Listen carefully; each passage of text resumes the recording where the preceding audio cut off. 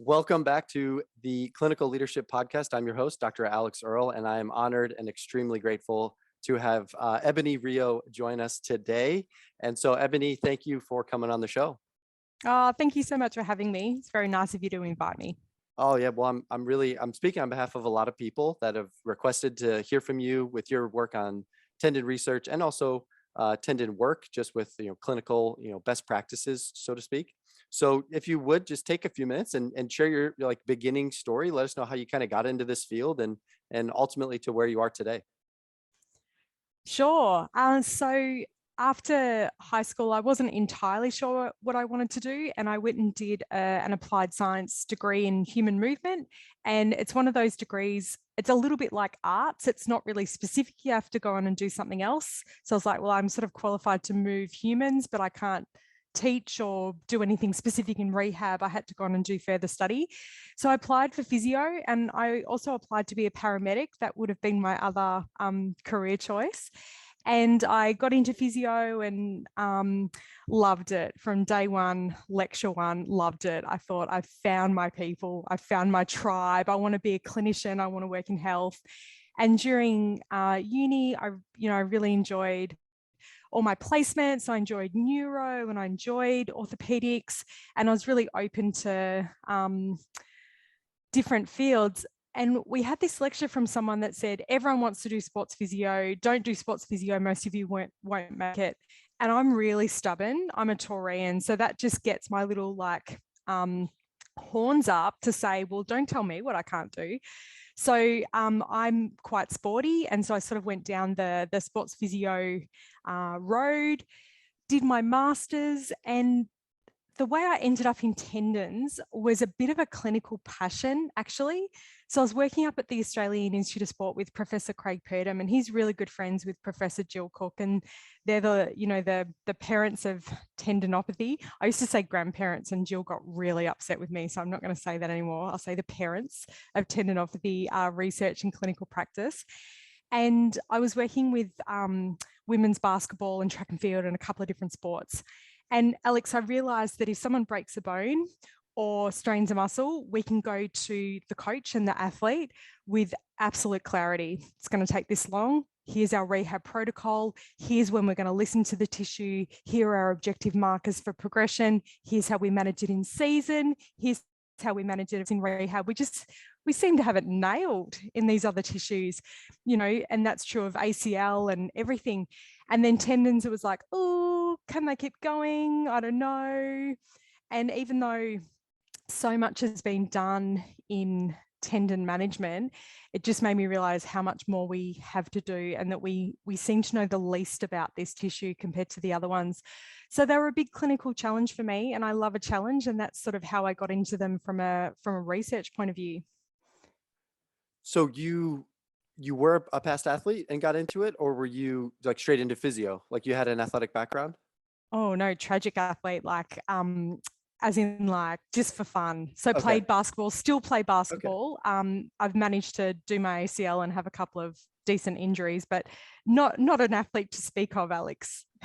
Well, Weekend warrior. I think some of us kind of get into, we can certainly relate to your onboarding, like into physio, right? Where we're kind of interested in the human body, but also we learned a lot about ourselves through our own injuries. So I'm guessing you either had a lot of tendon injuries or the tendon research just kind of landed on your lap and you ran with it. Yeah, it sort of landed on my lap Okay. clinically. I didn't have any tendon injuries. I managed to do the really big ones, like the fractured ankle and the ACL. Oh, wow. If I was going to do something, I did it really well. But it was the clinical challenge of tendinopathy that I really enjoyed. Working with volleyball or working with track and field, and yeah, it was just the they're the ones that keep you awake at night, and the Yeah. ones that keep you awake at night are the ones you're excited about and you want to really learn more about. Yeah, I think in our clinic, in our practice, and in the chiropractic and physical therapy world over here, there's this predisposition to just rest, ice, compression, elevate, like all of the soft tissue injuries. And so with your work and Dr. Jill Cook's work, it's been instrumental in kind of breaking this out into, well, no, you have to individualize a tendon recovery and you need to individualize even the load that goes into the tendon. So that's a good segue into what you've learned about tendons over the last couple of years, and even the different types of loads that they can withstand. I've got so many questions, but let's start with that one. Just the different loads that a tendon can go through. It's actually a really nice place to start. So everyone, no matter what you're doing, if you're running or you're driving in the car, I want you to stop and think like a tendon. Now, if you're a tendon, you can see 4 different types of load. Okay, and I'm going to focus on our lower limb tendons. So in the lower limb, most of our tendons store and release energy like a spring. So we call that tensile load. And for it to be high tendon load or high tensile load, it has to be fast. So tendon conditions are about rate of loading. And even what I've just said, just have a think about the implications of that. That means we can see who are likely to get tendon conditions. They're people that use their tendons like a spring. So patellar tendinopathy is a condition of predominantly young jumping men, but not running, because running is not high patellar tendon load. Can you picture how I'd have to run to store energy in my patellar tendon? So if you have a runner with anterior knee pain, you can pretty much, direct them towards a more patellofemoral pain management. So it tells us about who's going to get the condition. It also gives us a wonderful insight into perhaps some of our start loads. So if we've said that doing anything fast is provocative for a tendon, then by definition, anything static or slow is safe. So getting back to, do we need to rest a tendon? Nope, because we've got safe loads.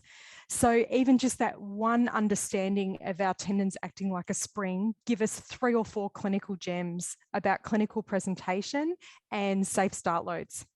All right, so our first load is spring load. So I gave you the example for the patella. That's predominantly jumping athletes, can also be fast change of direction, like volleyball, so blocking at the net, so changing from horizontal to vertical, a pull-up jumper in basketball. If you think of something like the Achilles, the really obvious one is our runners. But we also know clinically that we can see Achilles tendinopathy throughout the lifespan. And that's because it's one of those tendons, Alex, that we need to use in everyday life as a bit of a spring. So if you walk downstairs or step off a curb or need to change a direction really quickly to get out the way of a bus, you actually do it by storing some energy in your Achilles.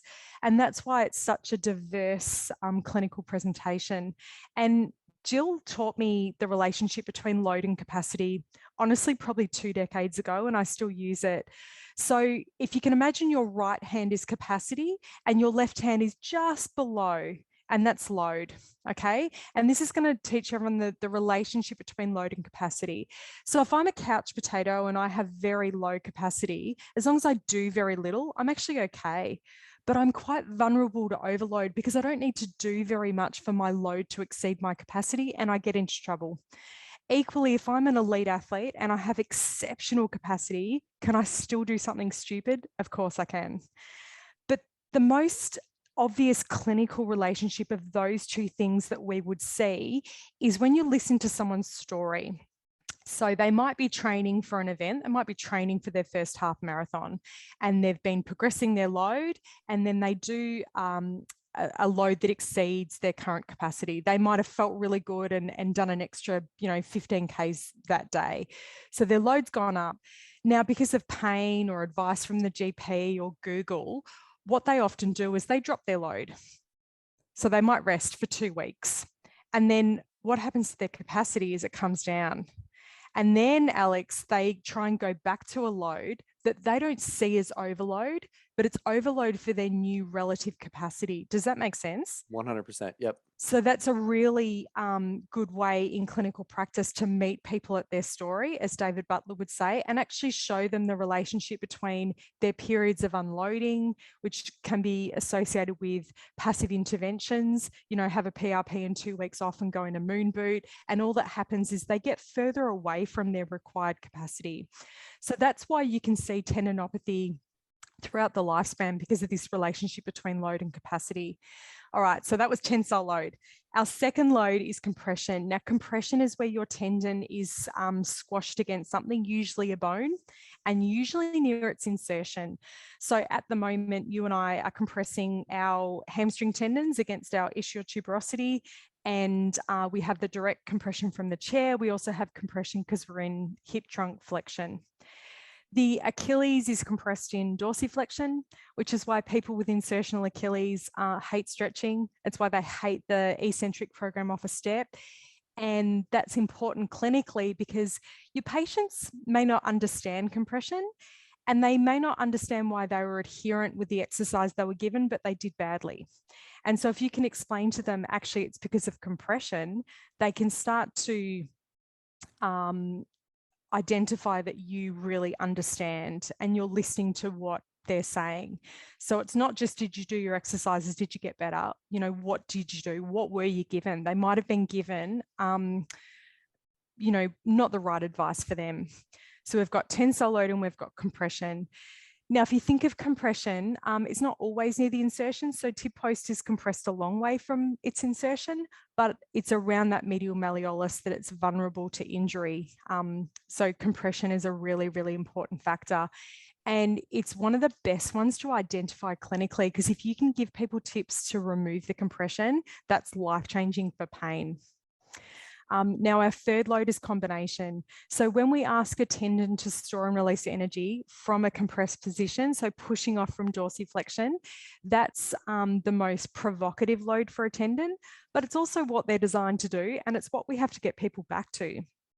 So what I would say to you is, if you understand combination load, you can now see why there's no recipe in the research for tendinopathy, because they're often strength-based. They don't apply these more complex loads that people have to get back to. They're time-based. People don't come and see us for 4 to 6 weeks. They come and see us with a goal. So research asks a specific question that we often then can't apply very well in clinical practice. And our fourth load is a load of differential diagnosis. So we call this shear or friction load. And this is when the outside sheath of a tendon, the outside layer, and it's got a couple of different names depending on which tendon we're talking about. So around the Achilles, it's called a paratenon. Around tib post, it's a tenosynovium. But either way, just think of it as like the sliding and gliding membranes. And if you do an activity where you move the tendon a lot, but you're not asking the tendon to store and release energy like a spring, you actually overload the peritendon, you overload the sheath. And it causes, as best we know, it's inflammatory. It's still up for debate, but we call it a paratendinitis or a tenosynovitis. So with the itis denoting that it's different to tendinopathy, it's a differential diagnosis. So Alex, in the Achilles, you might think of activities like rowing or swimming or cycling, where you're getting a lot of movement, a lot of repeated plantar flexion and dorsiflexion, but you're not actually asking your tendon to store and release energy like a spring. But the one I want everyone to keep an eye out for, this is the one that'll trip you up if you're not careful, is the runner. So if someone presents to you and they're a runner, it's really easy to go, oh, it must be Achilles tendinopathy because they're a runner. They store and release energy like a spring. But I want everyone listening to delve a little deeper. I want you to ask your athlete whether or not their pain warms up or gets worse the longer they go. So tendon pain warm-up is a hallmark feature. They feel grumbly at the start, they get going, and that can cause all sorts of issues with them doing too much, and they're worse the next day. But tenosynovitis or a sheath issue, they actually start running, and if their calf is not too bad, they can maintain a quasi-isometric kind of ankle movement. As they fatigue, they actually start to go through bigger ranges of motion when they run, and that overloads the peritendon. So the runner that gets worse the longer they go, you have to really keep your antenna up for a sheath issue. So just make sure you're really asking about tendon pain behavior. And my final tip is, if you use a stethoscope, this is from Professor Craig Purdom, if you use a stethoscope and put it over their tendon and ask them to plantarflex and dorsiflex, you can hit a crepitus, and it's way more sensitive than feeling the tendon. And you can do that for Achilles, tib post, FHL. Brilliant. Brilliant. I think so many different, examples that we've seen in practice. Just the combined one probably comes to mind. Just even this past couple of weeks. Let me think about that. Past couple of months, we've had a few individuals in our office. It sounds like with the combined mechanism of load on the Achilles, playing pickleball. I don't know if you know pickleball at all. It's kind of like I've got no idea what that is. Oh, it's kind of like it's like table tennis mixed with real tennis, but it's smaller. I'm not doing a very good job explaining it, but it's like it's with a harder ball, and it's not a big tennis court, but it's I can't believe it's so tough. It's so heaps of change of direction. Yes, and so because it's a small area, and you're just going quickly back and forth, side to side. Yeah. And the other thing about them is they have a higher BMI. They've got a higher waist to hip ratio. And this is just anecdotal. So I'm wondering, is there anything that people can adequately prepare themselves for if they do some type of quick movements like tennis or pickleball that they can adequately prepare for? Or is there just some people that are susceptible naturally to tendon injuries? Yeah, nice question. So what I would say is tendons hate change. So the best way you can protect yourself, as best we know, is to make sure that the jump between what you're doing now and what you want to do is as small as possible. So what I would say is that all of those people would benefit from some calf strength. So some really simple single leg calf raise endurance, holding onto a wall, knees straight, middle of the ankle joint over middle of the second toe. So perfect technique, slowly up, slowly down as a bare minimum for some calf endurance. If you had the luxury of time before pickleball season, you'd also include some transition into some of those faster change of direction and energy storage activities. So it might be you start with a bit of a basic calf strength program, then you might build them into something like stair climbing, where you're walking up and down stairs, keeping your heel off. And as you increase the speed of that exercise, you actually store a little bit of energy in the tendon, particularly on the way down. You might transition someone like that into, some repeated small agility movements, so that you're just breaking down the game. And I do this with any sport, any person of any level. What do you want to be able to do? What are the components that I can make that step not so big? And a basis of reasonable strength with some exposure to energy storage and the compression that you talked about is a really nice way in. The other sport that I'm a big fan of, and I used to play, is soccer or football, for you. And one of the last men's league games I played in, two guys went for a header, and it just kind of like bounced between them, and the ball went right up between the two. So imagine they first had to jump together, and then they both landed, and then they both went again and kind of shoulder to shoulder, and one headed the ball and the other came down, and it sounded like, I have my phone here, but it sounded like two shin pads, the shin guards. It sounded like both of them clacked together, right? And one guy went down and he did this, right? He looked behind him. And I'm curious, is the look behind, is that a telltale sign that someone has just wrecked their Achilles? Is that a true thing? It's a very common thing that people will say, who kicked me. So it feels like they've been kicked in the back of the Achilles, and they looked behind. They look behind to see, who they can blame, and there's usually no one behind them. So yeah, it's a sudden, intense feeling that people very much describe as, I feel like I've been kicked. So we've had a lot of, as everyone has, really aberrant loading with COVID, sport going back, sport being cancelled again. And, even in my basketball team, our first week back, we had one of the players on our team rupture her Achilles, and she said, someone stood on the back of my Achilles. I was like, wasn't really anyone near you. Let's take a look at that. Sure enough, squeeze, no foot and ankle movement. So yeah, someone looking behind them is a nice, not nice, is a helpful clinical hint. Yeah, he was. I'll never forget this, right? Because I was, of course, I rarely defend, but as I was standing there watching watching these two guys battle it out, I was just waiting for the ball to drop, honestly. And he gets down and he looks behind him where the fans were, thinking that someone, had just struck him in the back of the leg. Then he said a couple of, four-letter words quite loudly. But as he like reached his leg and brought his leg up in the air and was holding onto his leg, I could clearly see, this guy's really just wrecked his Achilles. So He's it in was, trouble. Yeah. yeah. So he like full bone tear, and we did the same thing, calf squeeze and everything, and nothing there. So, yeah, fascinating stuff. So, what about let's kind of segue from anecdotal or clinical scenarios, because I want to dive into a little bit of the language of treating with patients with tendinopathy.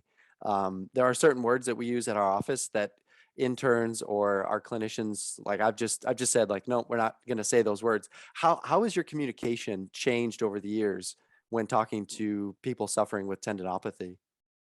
Oh, so much. And I'm still learning. I feel really passionately about this area. I love it. So there's lots of different terms that are scary. And the first thing to know is that every time we choose a word, our patients are updating their understanding of their condition, and they're updating their understanding of what they think they need to do about it. And they're also likely going home and Googling that term. So there's three parts to that. The first thing is there's a wonderful systematic review by Nickel, and they looked at words people use and the impact on people's expected treatment. And these heaps of examples. The one that I really like is if you tell someone they have a fracture, 56% of people think they need a plaster cast for their bone. For the same injury, Alex, if you report it as a crack in the bone, 13% of people think they need a cast. So that is the same injury, but how we present it is differently, and people's understanding of what they need to do is completely different. And you'd know this in everyday life. If you talk to someone, people don't know a crack and a break and a fracture. They're all synonyms, but for whatever reason, people have a different understanding. So if we think about that in terms of tendinopathy, I feel really, really, really strongly that we don't use the term tendonitis. And the reason for that is the underlying assumption is that it's inflammatory. So Alex, you could write the world's best exercise program, but if someone thinks their tendon is inflamed, they're going to think he's mad. Doesn't he know I need to use rest ice, anti-inflammatories? So you have this disconnect between your amazing rehab skills and your inability for the person to understand and be on board and adherent. So I don't let anyone get away with the term. If someone says it in a subjective assessment, I think fantastic. This is an opportunity for us to talk about that and for me to update their understanding, because they've been given some information that's not accurate. And unless I take this opportunity, if I rush straight into rehab and what they need to do about it, there's a mismatch with their understanding of the pathoetiology. So take that as an opportunity. Don't just say, it's tendinopathy, tell them why. And, all of the debate around the inflammatory cytokines, what I say to people is leave that for the researchers to debate, TNF alpha. Clinically, it's not an inflammatory condition. Those molecules have really important roles in communication. But what we know is that we can't treat this like a triphasic inflammatory response. And my second argument would be, even if it was inflammatory, what are we going to do? Give everyone anti-inflams? We thought that was the case for muscle injury. And now we know that if we block inflammation, we actually reduce scar quality and make them more likely to get a recurrent injury.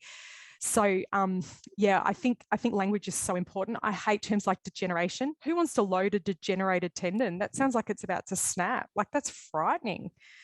So I think our words are, I think we have to be far more careful, and we have to be far more careful with imaging reports and all of those things. But take your time in your subjective to find, again, David Butler calls them little E flags. if someone says something, I draw a little flag with an E, because that's an opportunity to chat to that person about that and find out what they're thinking, what they're scared of, and if we can, perhaps offer some information that might be a bit more up to date.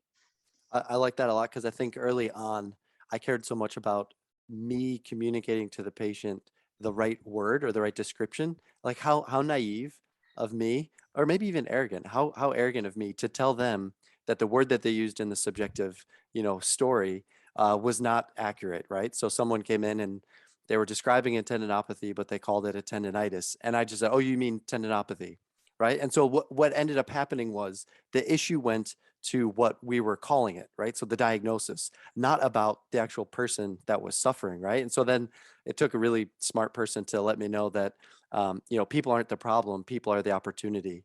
And when they would use the wrong word, in my opinion, the wrong word, the wrong, terminology, now's not the time to just correct them, but rather that just tells you a little flag, E flag. Okay, there's going to be an opportunity to explain more with them, and the bigger picture is in play here. So brilliant. I really, really appreciate that. That's massive when it comes to communicating with our patients suffering with tendinopathy. And I'm really honest with people. So I would allow someone to tell their story, and then the way I like to frame my kind of treatment plan with my patient is Professor Lorimer Moseley's 4 questions around self-efficacy. So people want to know, what's wrong with me, what can I do about it, what can you do about it, and how long will it take? And so I'm really honest with people. What I'd really like to do by the end of our chat is to be able to help you with, what's going on. So in the the what's wrong with me segment, I'll be really honest with people. Do you know, we used to call this tendonitis, and we used to think it was an inflammatory condition. And so for years, we'd immobilize people and get them to rest and maybe use anti-inflammatories, and they just didn't do very well.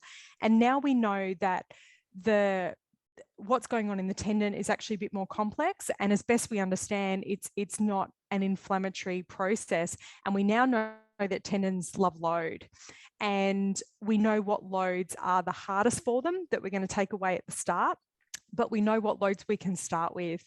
And yeah, depending on what treatments people have had and all of that thing, sort of thing, you can then layer in some education around compression or what else it might be. But I'm really honest with people. We used to call this tendonitis, and a lot of people still do, but we're trying to evolve into using this term tendinopathy because, people don't know what it means. So we can tell them it means they need to exercise, and my patient has a laugh. So it's always a good way of, because who knows what that means? It's such a nondescript word, but that's okay.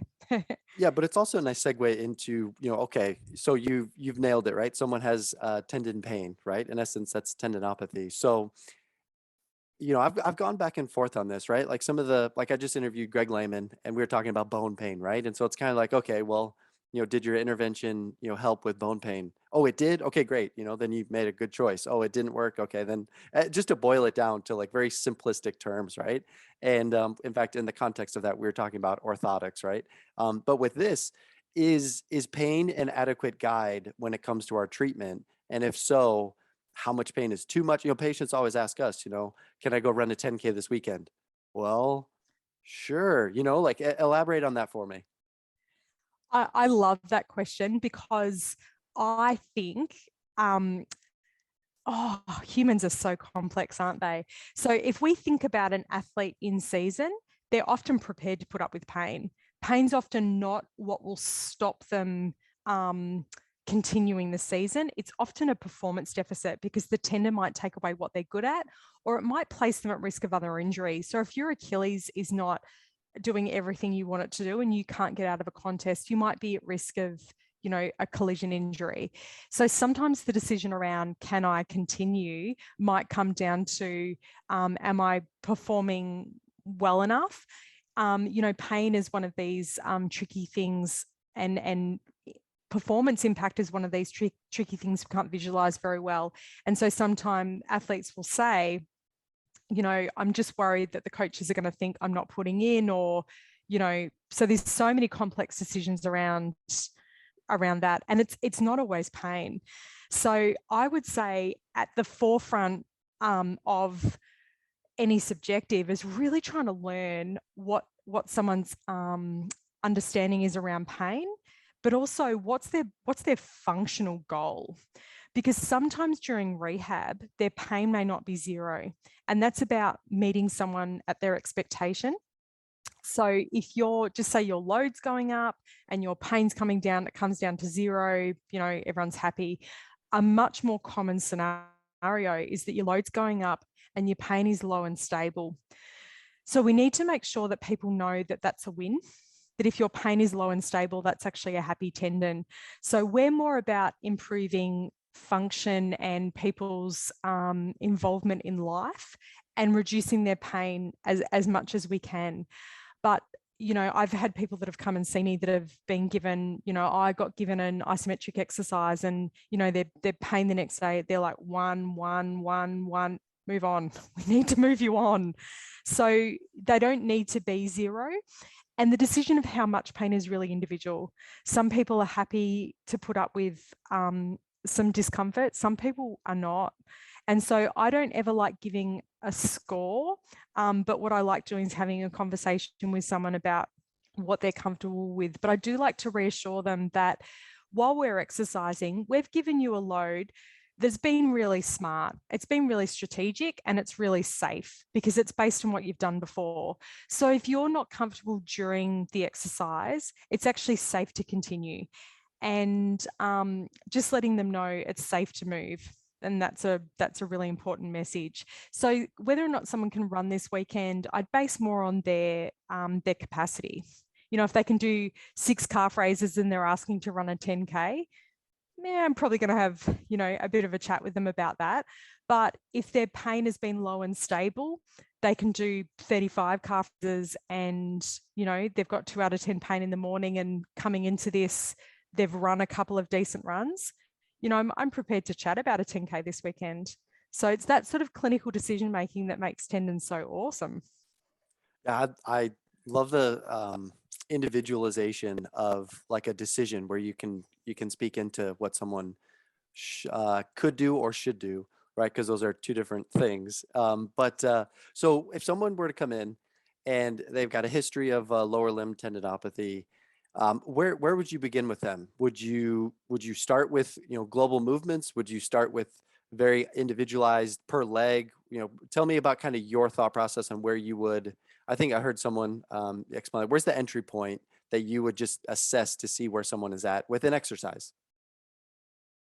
Yep. So I would go really individual and really specific. So if you find a deficit on either side in the kinetic chain, go and chase that first. And then they can put it together as a functional movement once you've sorted that out. So I would give a individual, I might give a seated calf raise, weighted, single leg, always single leg, unless there's absolutely a reason they can't do one leg at a time, because everything we do as a human, we actually do on one leg at a time. Running is a series of hops. And so double leg exercise, while it's been heavily researched, is actually just not that logical. So you need to do single leg, but each leg. So I do, a seated calf raise, Alex. I do standing weighted calf raise. I'd also, do standing calf raise endurance if that was relevant to what they wanted to be able to do. If they had a quad deficit, I'd go and do leg extension, hamstring curl, whatever individual program they needed to do. If they need glute med, it's in there. So looking at someone's function can give you direction of what you might do. So if I get someone to hop, and they've got heaps of valgus, okay, I might be chasing some stuff around the pelvis, and then I might individually assess calf strength. I might have equipment to individually assess each muscle. I don't tend to. I tend to look at functional movements and then try and work out where their deficit might be. So I'm very individualized as my entry point, and then it becomes more and more functional and kind of kinetic chain. Does that answer your question? Yeah, it does. It does. Yep. Because I think a lot of times people will start off, well, I don't want to speak for everyone, but I think there's a there's a large amount of people that will start globally. So they'll start with squats, lunges, deadlifts, marches, all these either, both legs or single leg. But they might not make it all the way down to like a seated straight leg raise. I'm sorry, not straight, a seated calf raise, because, well, that's just not, that's not sexy. That's not, attractive rehab. It just kind of, it's bland. But at the Do you want same to know time, what's sexy, Alex? tell What's me, sexy is not having anterior knee pain. And 100%. your soleus is the only muscle that is capable of decelerating your tibia as you change direction. So everyone better get excited about the seated calf raise, because if your soleus can eccentrically control, can decelerate your tibia, you unload the anterior knee.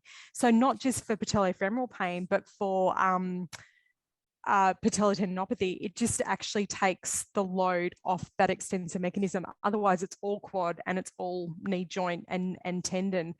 So I think we can sometimes be too functional, and I think we have to look at the deficits first. So to give you an example, I saw a ultra marathon runner, and he could do about 6 calf raises. He had Achilles tendinopathy, and he'd seen someone that was a supposed tendon expert, and they'd given him running technique, like they tried to change his running technique. So this guy does 160-kilometer races. I'm pretty sure the dude can run. I don't reckon that's the best place to start. I reckon the fact he can do 6 calf raises and he's trying to run 160 kilometers is probably where I'm going to start. And that's the other example I give. People say to me, do you always give isometrics? No, that guy just needs to get going. I might use isometrics as a start point. I might use it if it reduces someone's pain, but that guy just needs to do concentric, eccentric, calf endurance, seated, standing, all of it. So I think everyone can hopefully take away from that make your exercises individual, and sexy's in how you sell it. Yeah, and I think also the results are what would attract me, right? So I'm more of a, okay, I'll do this if I'm going to get the outcome that I want, right? And that would involve my time, my money, and my effort, right? And I think that if you can, for lack of a better word, if you can sell the outcome and just partner along with the patient on the journey to get there, I almost poke fun at it. I'm like, you know what? Hey, this is going to seem too easy, but look, we've got all these weights over there that we can just one at a time, we can just add onto your legs, and we can make this, even more challenging. So you have to be honest with me, Mrs. Smith, you have to be honest with me if it's too easy. And they're like, oh, no. Okay. Well, it'll be okay. It'll be okay. But they can see how much weight we have over there. So it's kind of like a threat, but it's like a playful thing. One thing real quick that you mentioned a minute ago, actually a few minutes ago, about working with some of your athletes that you've worked with. One thing that you did that I saw on a video that you put out there with, I think it was Learn Physio. I think you've got a class on Learn Physio. Am I right? I think Yep. you've got, maybe it was just on YouTube. There's definitely I've actually never put anything on YouTube. And so when people say to me, oh, I saw your clip on YouTube, I'm like, I don't even know how to upload anything on YouTube. It was it might have been like a commercial, or like a just a blip of a course that you're a part of, or maybe it was just, okay. I don't know what, but it was definitely you, because I remember thinking, oh wow, this is brilliant. And what you did was you drew a line across, the first ray, and so you're trying to not let the escaping, and you use that word escaping when someone's ankles kind of like, flare out to the side. Do you have any idea what I'm talking about? I do, Okay. and I'm so glad you brought this up, because I was going to say this right when you talked about getting outcomes, and that's what's sexy, because I agree with you. Okay, so what you're talking about, Alex, is from the amazing Dr. Sue Mays. So she's the principal physio at the Australian Ballet, and she taught me this, so I'm going to credit her. The middle of the ankle joint and the middle of the second toe joint, if you put a star on both of those anatomical locations and draw a line down the front, then when you do a calf raise, you want to stack those lines perfectly on top of each other. This is critical for so many reasons. So many people that you've seen will have been given a calf raise. And if you're just going to give them more calf raises, they're going to think, what's the point? I've done it. You know, why is this any different? And to be honest, they probably have done it. And if they haven't done it properly, what a waste of their time, money, and resources that you just talked about. So take the time to teach someone a really good quality calf raise, because if you're thinking of the Achilles, that will actually load the calf complex really well. And it'll stop you just supinating and using perineals. If you keep your knee straight and do it, you know, with really good technique, you pick up calf. The second thing is, if you teach someone, just so they have a tib post issue, if you're getting someone to stack those lines perfectly on top of each other, then what you're actually doing is using tib post as a synergist, but out of compression. Because if you drop down in with your like your ankle, if you kind of roll in, you actually compress the tendon on the inside. So a really good quality calf raise will load tib posts, it'll load the perineals, but it'll actually predominantly load your plantar flexors, which is what you're trying to do.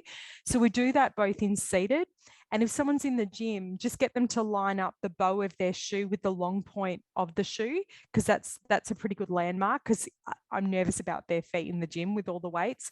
But if they're doing their calf raise endurance, they can do it in bare feet in front of a mirror. And I think if you Google the Australian Ballet, I think they've got a really good video on it as well. Yeah, in our office, we call them, especially to get posterior tib involved, we call it wallet squeezes. So I will like hand them my wallet and I will just put it between their, medial malleoli, and I'll say, okay, squeeze those together and then go up into, that's if we're doing a double leg, calf raise. And invariably they will all look at me and say, this is a calf raise, or this is, like I've never done it this way before. And they fatigue out, or they feel it where they should feel it, on that medial side. So yeah, that's a really brilliant strategy to get more than just the calf complex going. And this inverse relationship between the number of calf raises someone can tell you they can do and how good they actually are. So the person that says to you, yeah, I do 4 lots of 25 calf raises in the gym, they're going to be shocking. They're going to be not going up as high. They're going to be bouncing. They're going to be rolling out, and no one's ever shown them what to do. So if you take the time to teach them that, it's giving them the most bang for buck and also trying to change the outcome. You're just not going to get anywhere. And the calf is so critical for all of our lower limb tendons. Think of glute med.